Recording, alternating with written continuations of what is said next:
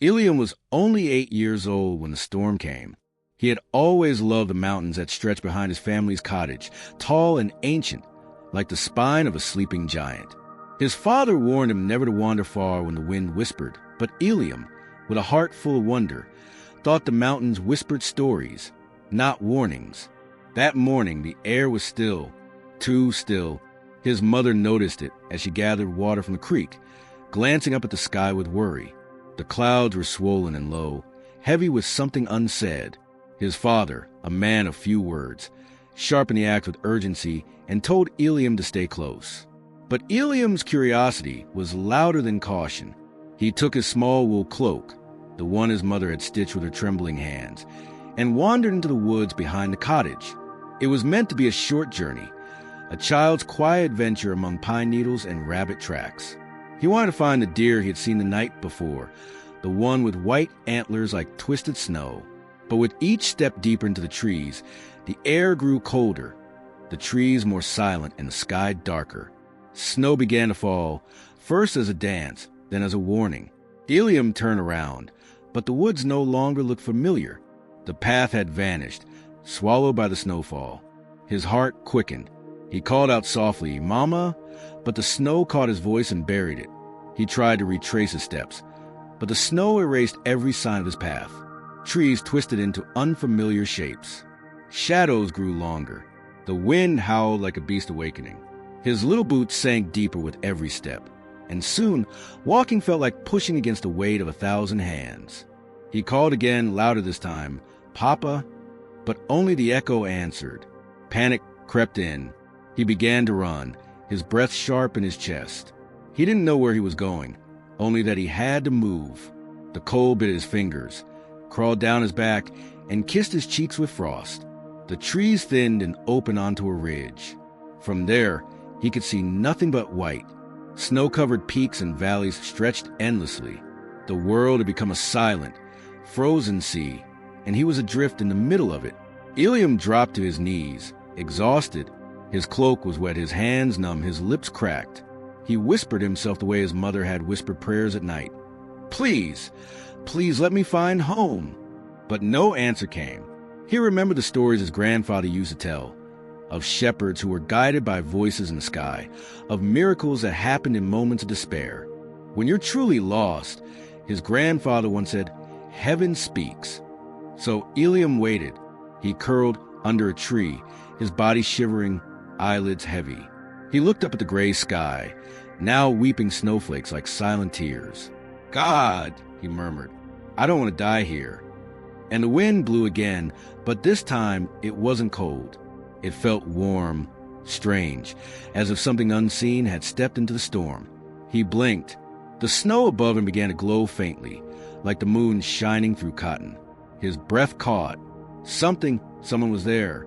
But just as quickly as it appeared, the light vanished. Was it real, or was his mind playing tricks on him in the cold? Ilium closed his eyes and tried to remember the path he had taken, the turn by the mossy rock, the bend near the twisted tree. But it all blurred together in his frozen memory. Alone, afraid, and growing weak, the boy buried his face in his arms and wept quietly. The forest, the snow, and the sky all seemed to hold their breath. Time was slipping away, and Ilium didn't know how long he'd been curled under the tree. His tiny frame trembled as the cold continued its quiet attack. The snow piled higher around his boots, wrapping him in silence. His tears had stopped, not because the sadness had passed, but because he had no warmth left to make them. His body ached and his vision blurred. The sky above him seemed to shift and breathe, but maybe that was just the storm moving. He tried to whisper another prayer, but no sound left his lips. His thoughts drifted back to the warm fireplace at home, the way his mother hummed softly while stirring stew, the creak of the wooden floor when his father returned after chopping wood. That life now felt like a memory from another world, too far, too bright, too good. Suddenly, the wind shifted.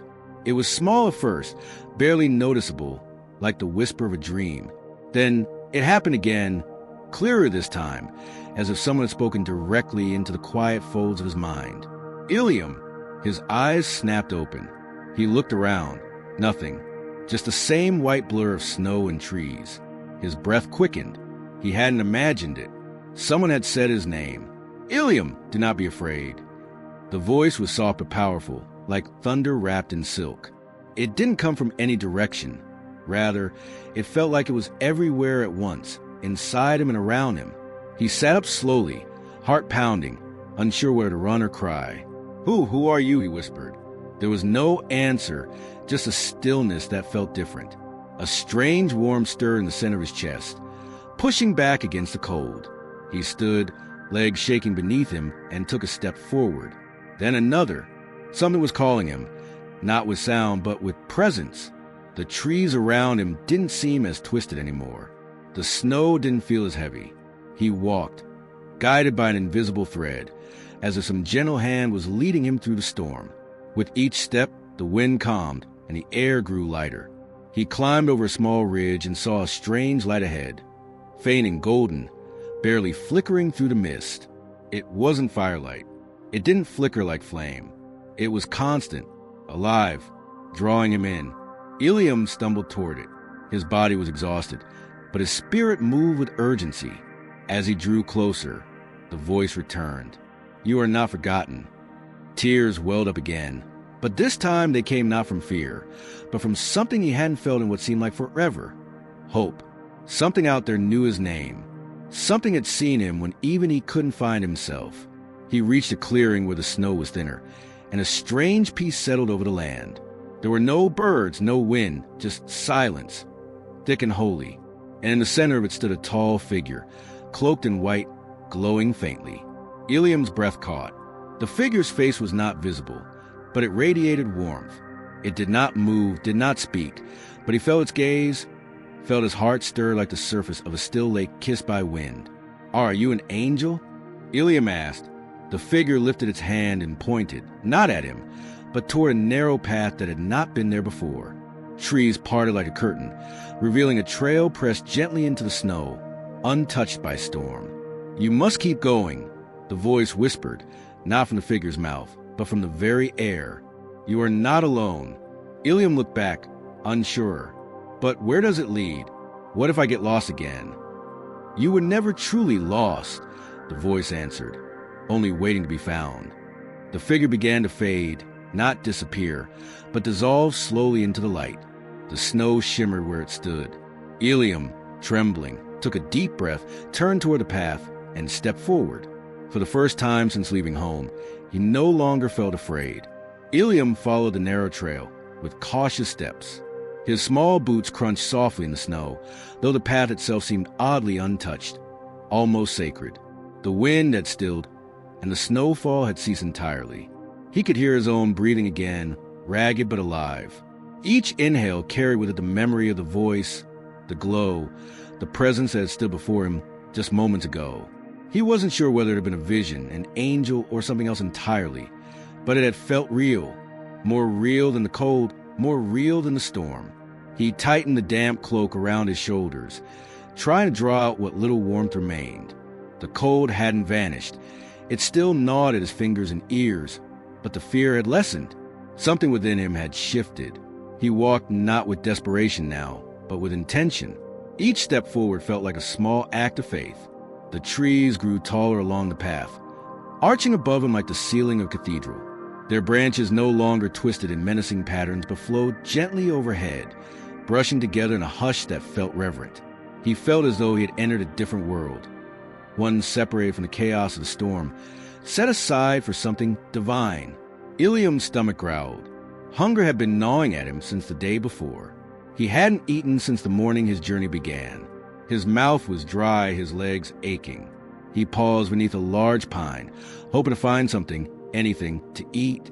But there was no fruit, no berries, no hidden trail rations from some kind traveler. Just snow, silence, and the faint prints of tiny animals that had long vanished. He sat down, leaned against a tree, and looked up at the sky. The clouds were beginning to break apart, revealing a pale blue canvas beyond the gray. Light filtered through like hope through sorrow. "Why did you lead me here?" he whispered. There was no answer, not in words, at least. But a sudden gust of wind brushed his face, not biting, but gentle, and carried with it the scent of something sweet. Not food, not earth, but warmth, a memory, home.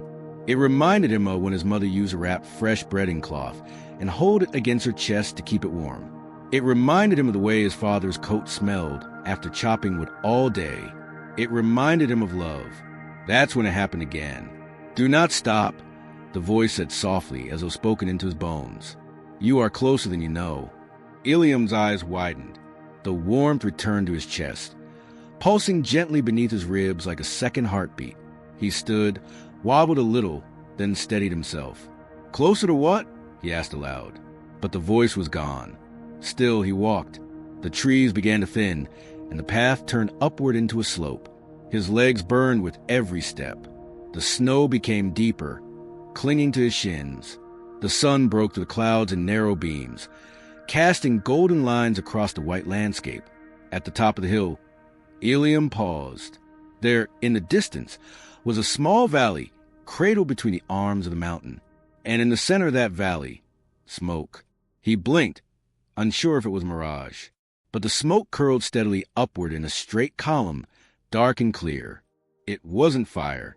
It wasn't destruction. It was warmth, shelter, a cabin, a traveler's tent. Something was down there. Ilium's heart leapt in his chest. But then fear returned. What if they weren't kind? What if it wasn't safe? He closed his eyes and whispered, "God, if this is the way, then walk it with me." The moment he said it, the sun pushed fully through the clouds, bathing the path in light. He opened his eyes and smiled for the first time in days. And then he began to run. Ilium's legs carried him faster than he thought they could. Down the slope, through the deepening snow, his feet barely seemed to touch the ground. The thought of warmth, of firelight, of shelter fueled every step. The smoke in the distance remained steady, beckoning him like a lighthouse through a dark and frozen sea. He clutched his arms around himself as he ran, trying to preserve whatever warmth his shivering body had left. The descent was not easy. Rocks lay hidden beneath the snow, and more than once he stumbled, falling forward onto his hands.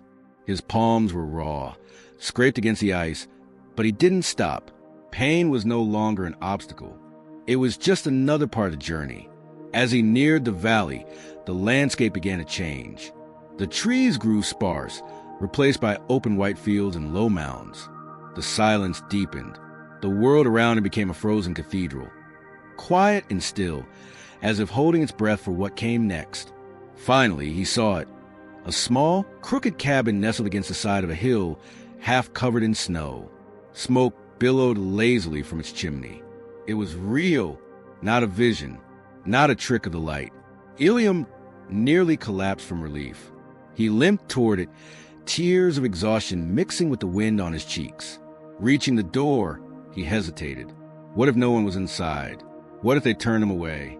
But before fear could take hold, the door creaked open. A tall man stood in the doorway. He had a weathered face, lined with age, and eyes the color of old oak bark, tired but kind. His beard was thick and white, and a simple wool shawl wrapped around his shoulders. He looked down at the boy with an expression of gentle surprise. "Well now," the man said softly, "you've come a long way, haven't you?" Ilium opened his mouth, but only a whisper escaped. "Please, I'm lost." Without hesitation, the man stepped aside and motioned for him to come in. "Come, child. There's warmth and food here. You're safe." Inside the cabin, the scent of wood smoke and herbs filled the air. A fire crackled in a stone hearth, casting a golden glow across the wooden walls. A pot of something warm simmered over the flames. Ilium fell to his knees beside the hearth, letting the heat wash over his frozen skin. He closed his eyes, breathing in the warmth like it was life itself. The man returned with a cup of broth and a blanket, which he wrapped tightly around the boy's shoulders. "You're lucky to be alive," he said quietly.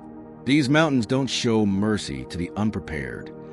"I didn't mean to get lost," Ilium said, his voice shaking. "I was trying to go home, but the snow came." The man nodded slowly. "It always comes when you least expect it. But you made it through. That counts for something." Ilium looked up. "How did you know I was coming?" "I didn't," the man said with a faint smile. but I always leave a fire burning in case someone does. Something about the way he said it made Ilium pause. There was something deeper in the man's tone, like he had been waiting, in some way, for this very moment. "You're not from around here, are you?" Ilium asked. The man chuckled. "You could say that. I'm just someone who listens for footsteps in the snow." They sat in silence for a while. Ilium sipped the broth slowly, feeling it spread through his chest like sunlight. The warmth, the quiet, the peace. It felt like a dream. But even as his body rested, his heart remained unsettled. He hadn't forgotten his family. He hadn't forgotten the fear in his mother's eyes, the worry in his father's silence. They were still out there waiting, or worse. "I have to find my way back," he said suddenly, setting the cup down. "I can't stay here. My family, they don't have food. They don't have water." The man studied him for a long moment, then stood and walked over to a shelf. He pulled down a small wooden bowl and filled it with water from a jug. "This," he said, handing it to Ilium, "is not ordinary water.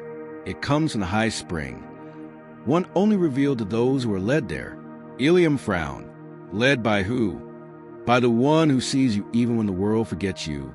The man said, "You wouldn't be here if he hadn't shown you the way." Ilium looked down into the bowl. The water shimmered faintly, reflecting not just his face, but the fire behind him. It felt heavy in his hands, like it carried more than just liquid, like it carried meaning. "I don't know how to get home," he whispered. "I forgot the way." The man placed a hand gently on his shoulder. "Sometimes you don't have to remember. Sometimes you're shown." Outside, the snow had stopped falling completely, and high above the cabin, a single star pierced through the clouds, shining brighter than all the rest. The night settled over the mountains like a velvet curtain, deep and still. Inside the small cabin, the fire continued to crackle softly, its glow casting dancing shadows across the wooden walls. Ilium remained near the hearth, holding the wooden bowl in his hands, the shimmering water still untouched. Something about it felt too sacred to drink. It was like holding a promise, a symbol that he had not been forgotten. The old man moved quietly around the room, tending to the fire, stirring the pot and humming a soft, unfamiliar tune that somehow comforted the boy. It wasn't until the man returned to sit beside him that Ilium dared speak again. "Why do you live here, Lone?" he asked. The man looked at him, the firelight reflecting in his deep eyes. "I'm not alone," he replied simply. "And neither are you." Ilium wasn't sure how to respond to that. There had been so many moments in the past few days where he felt utterly abandoned, lost not only in the snow, but in his heart. And yet, here he was, alive, warm, with a bowl of water in his hands that shimmered like moonlight. Something greater had guided him. He couldn't deny that anymore. "I want to go home," Ilium said again, "but I don't know the way." "You don't need to know," the man said gently. "You just need to walk and trust." With that, he stood and walked to a small chest in the corner. From within, he pulled out a leather satchel, warm but sturdy, and placed it in Ilium's lap. Inside was a small loaf of bread, a few dried berries, and a carefully sealed clay flask. "You'll need this more than I will now," the man said. Ilium's throat tightened. "You're giving this to me?" "I'm not giving it," he said with a soft smile. "I'm passing it on." The boy looked up at the man one last time. There was something in his eyes, something timeless, something that saw beyond mountains and snow, and even fear itself. Ilium didn't fully understand it, but he felt it in his soul. "Thank you," he whispered. "Go now," the man said, placing a hand over the boy's heart. "The way has already been prepared." Ilium stepped outside into the cold again, but it didn't feel the same anymore. The air was still, the sky above clear, and there overhead, the star he had seen before now blazed even brighter, casting a faint but steady beam down upon the snow. He began to walk. The beam of light stretched ahead of him like a ribbon, guiding him through the valley and up a new path he hadn't noticed before. He followed it, step by step, holding the satchel close and the bowl of water carefully tucked inside. For hours he walked, his mind quiet, his heart steady. He no longer wondered what might happen. He no longer feared being lost. The silence was no longer empty. It was filled with presents. Eventually, the path rose to a crest, and when Eliam reached the top, he gasped. Far below, stretched across the rolling hills at the edge of the mountain, he saw lights, small, flickering, unmistakable. It was his village, home. Tears filled his eyes. He had done it. He had come full circle. He wanted to run, to fly, to scream with joy, but he held still. Something within him whispered, "Not yet." Then he noticed something strange. There were no fires burning in the village hearths. No smoke, no movement. The joy in his chest dimmed. He began to descend faster and faster, heart pounding. As he reached the outer path leading to the village, he could hear the creak of doors, the whistle of wind, but no voices, no laughter, no life. He passed the first house. Empty. The second. Stillness. The third. A blanket hung over the window like it hadn't been moved in days. Eliam's feet finally brought him to his own doorstep. He hesitated only a moment before pushing the door open. Inside, his home was dark. The fire had long since gone out. The room was cold. And there, lying side by side on a worn mat, were his mother and father, still, unmoving, eyes closed. Eliam froze. No! He rushed to them, shaking their arms, their shoulders. "Wake up! I'm here! I found the water. Please!" There was no answer. His cries echoed in the empty house, bouncing off the walls like ghosts. He collapsed beside them, sobbing, the bowl of water slipping from his hands and splashing onto the floor. His tears mingled with it as he cried out to the ceiling, to heaven, to God. I was too late. He buried his face into his father's chest, clinging to the last traces of warmth that weren't truly there. Then, softly, there was a light. The light grew slowly, filling the dim room not with firelight, but with something purer, something that shimmered through the very walls and air, something that didn't belong to this world. Eliam lifted his head from his father's chest, his eyes bleary with tears, and turned toward the glow. There, standing in the center of the room, was a man clothed in white. But it wasn't the whiteness of snow or cloth. It was a kind of white that pulsed, that breathed. His face was kind, radiant, framed with gentle light. His eyes saw everything. Pain, joy, life, death, time itself. Eliam's breath caught in his throat. The man stepped forward slowly, kneeling beside him, his voice soft and deep. "You were not late, Eliam," he said. "You were right on time." Eliam stared at him, trembling. "But they're gone. I brought the water. I found a way. His voice broke. "I tried so hard." The man reached out and cupped Eliam's cheek, gently wiping away a tear with his thumb. "And heaven saw every step," he whispered, "every stumble, every cry, every prayer." Eliam's lip trembled. "Why didn't you stop it? Why didn't you bring me home sooner?" A silence passed between them, not cold, not cruel, just full of something deeper than words. "Because love does not always shield us from pain," the man said quietly. "Sometimes it walks with us through it, and you are never alone." The words hit Eliam like a soft wind, like a lullaby sung in the heart of grief.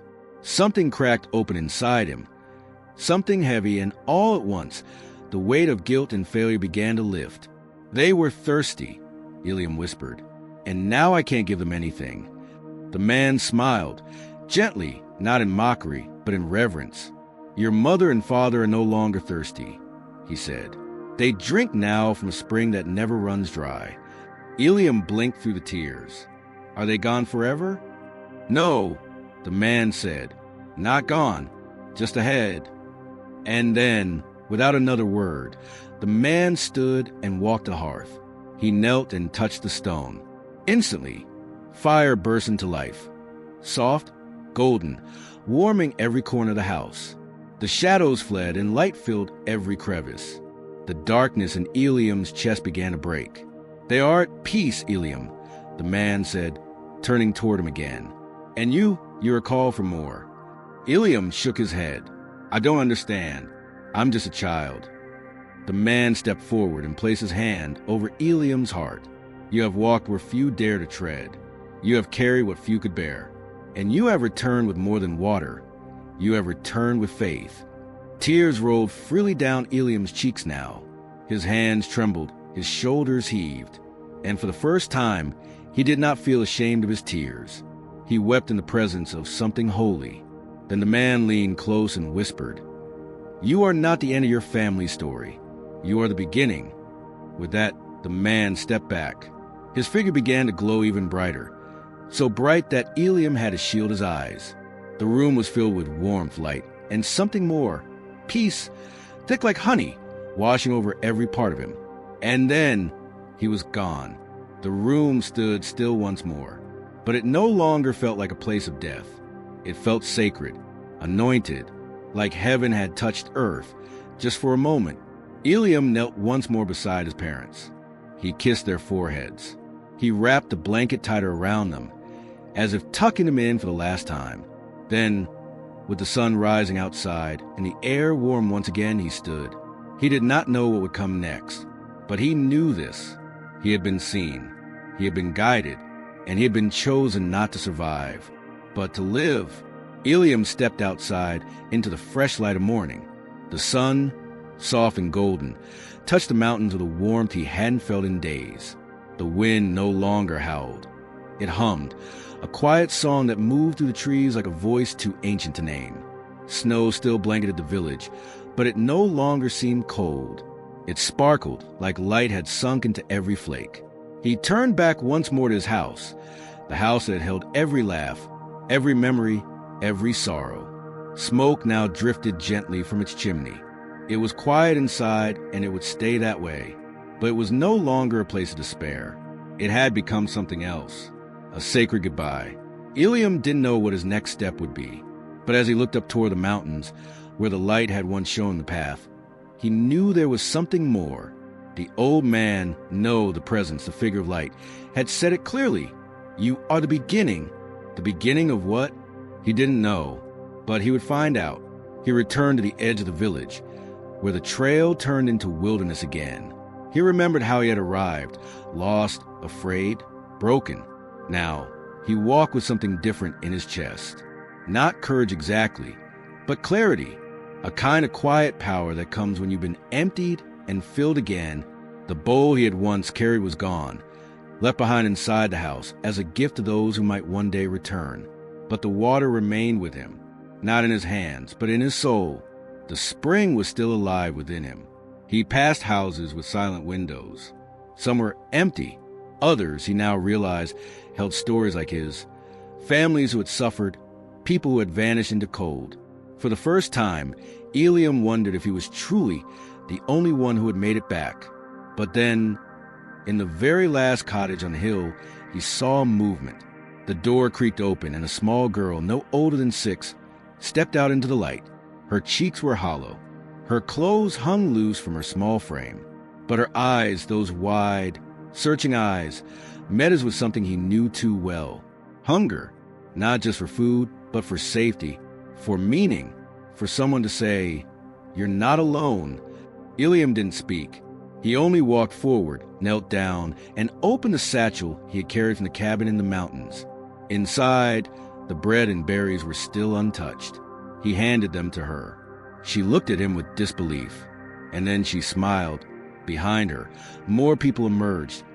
Quiet figures who had stayed hidden, afraid, waiting for a sign that it was safe to hope again. Eliam stood up. "I'm not here to stay," he said, loud enough for them to hear. "But I'll help you begin." And so he did. In the days that followed, he taught them what he had learned, where to find the stream that cut through the edge of the forest, how to build a fire when the wind turned against them, how to listen for the silence that wasn't empty, but full of presence. Word began to spread from the hills to the valleys that someone had survived. A child, a boy who walked with light in his eyes and fire in his voice. One who had returned from the edge of death and brought something sacred with him. They began to call him the Witness, the boy who had seen. But Eliam didn't care for names. He only cared for what he now understood, that the mountain hadn't just taken from him, it had given, and that the man who found him in the cabin was no ordinary man. Sometimes in the quiet, Eliam would sit by the stream and look up toward the northern ridge, where a single star still hovered never moving, never dimming. He would remember the voice, the one that had whispered when he was most broken. You are not the end of your family story. You are the beginning. Days passed like whispers in the wind. Ilium had become a quiet leader, not by title or command, but by the way of experience he carried in his eyes. The villagers, those who had remained hidden, grieving, began to follow his example. They worked together to fix broken roofs, rebuild paths, gather wood, and hunt where game could still be found. The harshness of the mountains hadn't softened, but the people had grown stronger. One evening, as the sky turned a molten orange, Ilium sat alone by the stream, the same stream he had once crossed, nearly frozen to death. It now ran clearer and fuller than before, as if touched by something holy. The memory of the man in white, his words, his eyes, his presence, was still vivid. More than a memory, it was part of him now. Ilium dipped his hands into water. It was cold, clean, life-giving. Am I still just a boy? He whispered aloud. Or did I become something else on that mountain? A breeze stirred the trees. He closed his eyes, letting the silence wrap around him. In the hush, he heard what he thought was a faint voice. Not a sound exactly, but an echo in his heart. You carry the fire. He opened his eyes slowly. But what do I do with it? No answer came in words. But as he looked down at the stream again, he noticed something strange. A small, smooth stone, glowing faintly at the bottom, pulsing like a heartbeat. He reached in and took it. The moment his fingers touched it, warmth surged through him. Familiar warmth, the same he had felt in the cabin, when the fire reignited at the touch of the man in white. It was like holding a memory, a promise, and a future all at once. Ilium closed his hand around the stone. Then I'll protect it, he said softly, even if I don't know why. That night he couldn't sleep. Visions filled his dreams. Visions of flames that spread, not to destroy, but to warm and light the way. He saw children gathered around him, listening to stories not just of what had happened, but of who they were meant to become. He saw villages beyond his own, wrapped in frost, waiting for someone to bring light. And he saw the man again, standing at the top of the tallest peak, watching, smiling. When Ilium woke, he knew he could not stay. The villagers were rebuilding. They had hope now, but others didn't. There were people beyond the forest and the river, across the snowcaps, deep in valleys where the light had never reached. And some of them were alone, just like he had been. He packed only what he needed, his satchel, now carrying the warm stone, the last of the dried food and the memory of his parents folded into a threadbare scarf. He didn't say goodbye to anyone. He left a note carved into the trunk of a tree near the village square. I was lost, but now I carry the fire. I go where the silence is deepest. He set off at dawn, his boots crunching softly over the frosted ground. The stars still hung above him, unwavering. As he walked, he didn't feel the cold. He didn't feel fear. He only felt purpose. The forests he passed whispered his name. The mountains watched with reverence. And in the deepest part of his soul, the fire that would not die burned brighter with every step. Ilium's footsteps crunched over frost-laced grass, each step pulling him deeper into lands untouched by hope. The path twisted through trees stripped bare by winter, their black branches clawing skyward like forgotten prayers. Yet Ilium walked with steady purpose, his satchel resting against his side, the glowing stone within it pulsing with life. He had passed 3 abandoned cabins since morning, each silent, each sunken into the earth like they were being swallowed whole. Every now and then, he'd pause and knock, just in case. Once, a pair of eyes peered out at him from behind a curtain, but the door never opened. It was fear. They still feared the outside world, and maybe they had every reason to. But Ilium was not afraid anymore. He kept walking. By the second day of travel, the terrain began to change. Hills rolled outward, each one bleaker than the last. Storm clouds gathered on the horizon, their bellies swollen with snow, and a biting wind began to claw at his coat. But Ilium didn't stop. He had no clear map, no directions, only the feeling deep in his chest, the pull of something greater guiding him forward. At dusk, he crested a hill and saw smoke rising in the far distance, a thin trail, curling into the air like a question. Someone was out there. He broke into a run. Hours later, under the darkening sky, he reached the edge of a camp nestled between jagged cliffs. Makeshift tents, crudely built huts, and snow-patched lean-tos dotted the valley. Children huddled near weak fires. Parents sat motionless beside empty pots. A silence hung over the place, not peaceful, but heavy like the breath before a final word. Ilium stepped forward and immediately drew eyes. Who was this boy with the fire in his eyes and a satchel glowing at his side? A gaunt woman stepped out from a nearest tent. Her cheeks were sunken, her lips cracked from cold, but her voice held steel. "Are you lost?" Ilium shook his head gently. "No, I was once, but not anymore." She frowned. "There's no help here, boy. We've all tried. The stream froze last month. The forest empty. The winds have taken everything." Ilium reached into his satchel and held out the stone. It glowed faintly, a soft golden pulse like a heartbeat. "What if you didn't have to be alone anymore?" he asked. The woman stared. Others gathered. A few dozen, then more. Faces drawn, eyes hollow, expressions stuck between caution and desperate hope. Ilium knelt and placed a stone on the ground. Then he spoke, not loudly, but with calm certainty. "This was given to me when I had nothing left. It doesn't burn like fire, but it carries the warmth of something deeper. It was once a promise, and it still is." No one moved. He looked up at them. "You may not know me, but I know the cold. I know the hunger.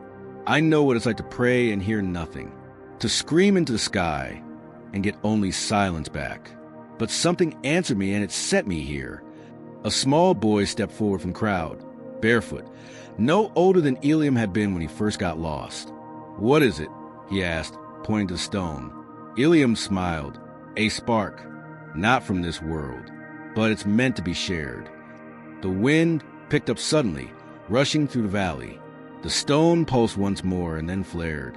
A rush of warmth spilled outward, like invisible waves of comfort pushing back the cold. Fires nearby flickered to life. One of the weak huts stopped creaking in the wind. A pot that had sat frozen for days began to melt around its edges. The people gasped, not because they saw a miracle, but because they felt one. Ilium stood. "This won't fix everything," he said, "but it will begin something, if you're willing."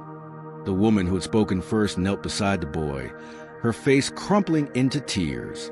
She touched the stone and let out a trembling laugh. "It's warm." A man to her right, missing a hand, knelt too, then a mother with her child, then a dozen more. They didn't understand it, not completely, but they believed, and sometimes belief is enough to light a fire. The days grew darker, not just from the lengthening shadows, but from the weight of the path Ilium walked. Each step into the unknown seemed to peel away what little was left of the boy he once was.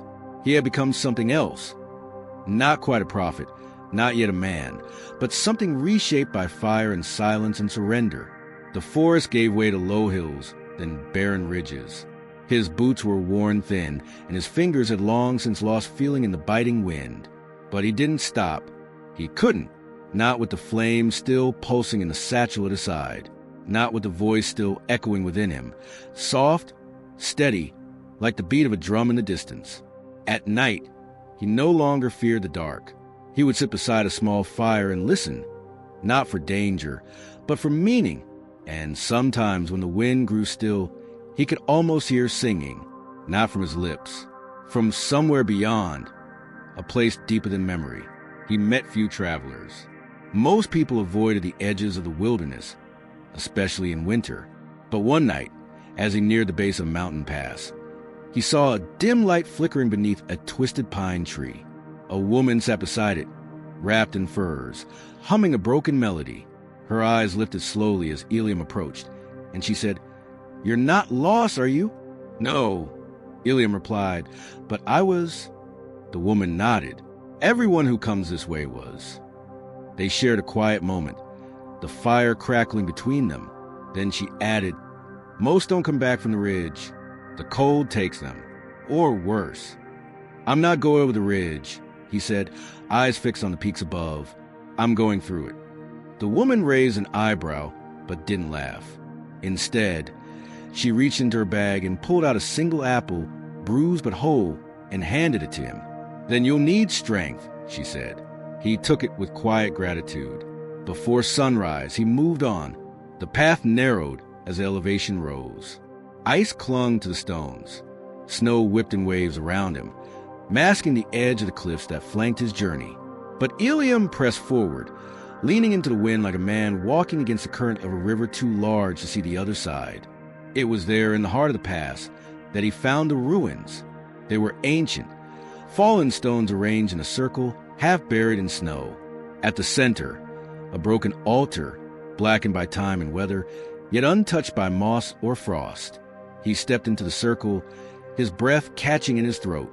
Something lived here, not something evil, something old. Ilium knelt, placing the warm stone from his satchel on the altar. The glow flickered, dimmed, then pulsed 3 times, brighter each time, until it burst into light that poured upward into the sky like a pillar. From the silence came a voice, not booming, not thunderous, but deep and unmistakable. "Do you know why you've come?" Ilium stood slowly, heart pounding, to share the fire. A pause, not just to share it, to become it. He stepped back. "But I'm just a boy. So was David. So was Moses. So was I." Ilium's eyes widened. Who are you?" The wind stilled. "You already know." And in that moment, Ilium did. The figure from the cabin, the voice from the stream, the warmth in the stone. It had always been him, not in one form, but in all, in the silence, in the hunger, in the unanswered prayers, in the waiting. The light faded, leaving only the stone, now cool, but inscribed with a symbol Ilium had never seen. A flame, carved into the surface, still glowing faintly as if alive. He picked it up and held it close. The wind returned, but it didn't push him back. It carried him forward. The next village he reached wasn't much, only a cluster of crumbling homes at the edge of the mountain. But the people there were colder than the stone walls, suspicious, silent. They had lost too much. But Ilium stayed. He helped mend roofs, carried buckets, dug through frozen soil to find the roots buried deep enough to eat. He sat with widows who hadn't spoken in weeks. He told them stories, not of power, but of pain, and how the pain had led him to something more. They listened. Then one morning, the village elder, a man blind from birth, touched Ilium's hand and said, "You carry something." Ilium nodded. "It burns," the elder said with a small smile, "but it doesn't consume." Later that night, the stone began to glow again. Ilium stood in the center of the village, holding it high. "You've lost everything," he said, "but you haven't lost a flame. It was never yours to lose. It lives in the quiet, in the ashes, in the prayers you thought no one heard." One by one, the people stepped forward, and the fire within the stone grew brighter with each hand that reached for it. It wasn't magic. It was memory. It was hope. And Ilium, once lost and empty, became a light in the darkness. Not because he was special, but because he had walked through the silence and chosen not to give up. Snow fell lightly that morning, as if the sky itself was exhaling slowly, calmly, no longer angry. The village stirred with quiet reverence. People stepping out of their homes not because of obligation, but because something inside them called them to do so. Children no longer cried through the night. Old men spoke again. Women who had given up singing began to hum by their fires. And in the center of it all stood Ilium, no longer just a boy, but not yet a man. Something different lived in his eyes now, not just memory or pain, but peace. A deep, sacred peace that had been forged in the furnace of abandonment, suffering, and surrender. He stood before the villagers holding the stone, no longer glowing wildly, but pulsing steadily like a heart at rest. "This," he said, "is not my gift. It was never about me. It was given, and now I give it to you." He placed a stone into a bowl carved from a piece of driftwood, weathered, cracked, but still strong. Then he stepped back. No one moved. For a moment, all was still. Then the elder stepped forward, the blind man who had once seen nothing but darkness. His fingers brushed the stone. "It's warm," he whispered, "but not with heat, with truth." He knelt, Others followed. Dozens of people, one by one, touched the stone. Some wept, some laughed, but none walked away the same. They began to gather kindling, not just to build fires, but to build a flame, a symbol, a place, a beacon. They called it the hearth, and they built it in the village center, stacking stones, shaping logs, forming a fire that would burn through the night, not for warmth, but for memory. And the flame took, not because of the wood, not because of the spark, but because of the faith. Ilium sat near it every evening, not speaking, not preaching, just being. Sometimes a child would come and sit beside him and ask questions. Why did you come here? Did you ever see angels? Were you scared? He'd answer softly, I came because I had nothing else. I stayed because I was found. And yes, I was scared. They always liked that answer. One night, long after the fire had become tradition, Ilium was awoken by the sound of a bell, soft, distant, almost imagined. He followed it into the forest, past the trees that had once seemed ominous, but now only whispered kindly in the wind. There, in a clearing bathed in silver moonlight, he stood. The same figure, not cloaked in robes, not glow like the sun, just present, familiar. Oh, Ilium didn't fall to his knees. He walked forward. I knew you'd come again, he said. The figure nodded. You kept your fire lit. I didn't light it alone. No one ever does. Ilium's throat tightened. Why me? The answer came like a song on the wind. Because you cried out when others stayed silent. Because you kept walking when others stopped. Because you believed, even when you didn't feel me. Tears spilled down Ilium's cheeks. Not from sadness, not from regret, but from release. I thought I was just a boy, he said. You were. The figure stepped closer. But in your surrender, you became more. Not stronger, not braver, just open. And that's all I ever asked for. Ilium looked down at his hands. They no longer trembled. The fear that had lived in him so long was gone. He was empty, but in the most beautiful way. Empty enough to be filled. Empty enough to carry others. Will I ever see you again? He asked. I never left. And then the figure was gone. Not in a burst of light. Not in a swirl of smoke. Just gone. Like the last note of a song that continues to echo even after silence returns. Ilium stood in the clearing until dawn. When the sun finally rose, he walked back to the village. Not as a prophet. Not as a savior. Just as Ilium. But the people met him like he was more. Because sometimes, presence is the greatest miracle of all. Years passed. The fire in the village center never went out. Generations came and went, but the flame endured. People from distant lands began to hear stories of a village where warmth never left, where strangers were welcomed like family, where silence was honored as much as song. They came to see it, and they stayed to feel it. Ilium grew old. His hair turned white and his body bent with time. But his eyes always carried the same light, the same fire. Children still asked him questions, and he still answered them softly. One day, when the snow was thick and the village quiet, Ilium sat by the fire alone. He closed his eyes. He felt the warmth. And then he was walking again, not as an old man, not as a boy, but as something free. The path stretched before him, not cold, not distant, but filled with light. He wasn't lost. He was going home. And somewhere, beyond the mountains, beyond time, beyond breath, a voice whispered, Well done. Years had passed since Ilium took his last walk through the snow-covered forest. The fire he once guarded now burned under the care of others. Children who had grown into leaders, elders who had once been broken but were now healed. His name was whispered not as a legend, but as a memory that carried warmth, humility, and something eternal. The village had changed. New homes had risen, not lavish, but full of laughter. Where there was once hunger, there were now shared meals. Where silence reigned, now songs and prayers wove through the air. The flame in the center still burned each night, but not just as a ritual. It burned as a symbol of endurance, a belief born in the wilderness. One cold evening, a boy named Micah stood beside the fire, tracing the faint carving on the ancient stone that still rested near the hearth. The flame-shaped symbol glowed faintly beneath his fingers, as if alive. He had heard the stories about Ilium, about the mountains, about the voice from heaven. But to him, they weren't just tales. They were a calling.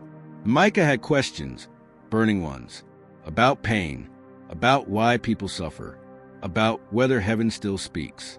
He looked up at the stars and whispered, "Are you still there?" The wind shifted, not violently, not even noticeably to anyone else. But Micah felt it. A warmth curled around him, not from the fire behind him, but from something deeper. He closed his eyes, and in that moment he felt it too.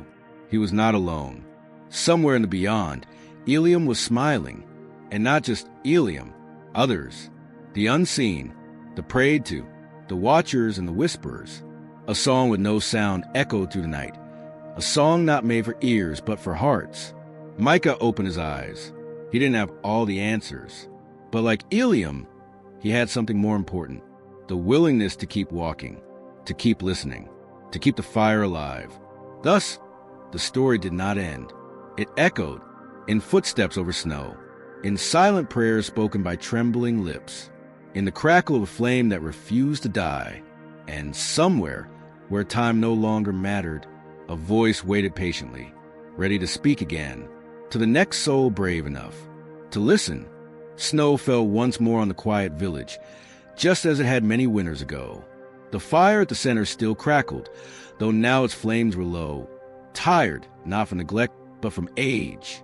It had burned for so long, through so many seasons, carrying the prayers, fears, and hopes of all who had ever sat beside it. One evening, an old woman wrapped in a tattered shawl approached the hearth. She had no name anyone remembered, only stories. Some said she had arrived long ago, alone. Others whispered she was a child of someone who once heard the voice of God in the mountains. She sat before the flame, her eyes cloudy with time, but her soul alert. No one else was there. Just her, just the fire. She whispered a name, Ilium. And for a moment, the flame brightened, not with wind, not with wood, but with memory. Her lips quivered as she closed her eyes. "Thank you for not giving up," she said softly. "Because of you, we believed." The fire gave one last sharp crack. A single ember rose into the cold night air, carried upward like a fragile miracle. It drifted high, beyond the trees, beyond the snowflakes, beyond even the clouds. And somewhere where mountains meet the heavens, the ember vanished into light, but its warmth never faded.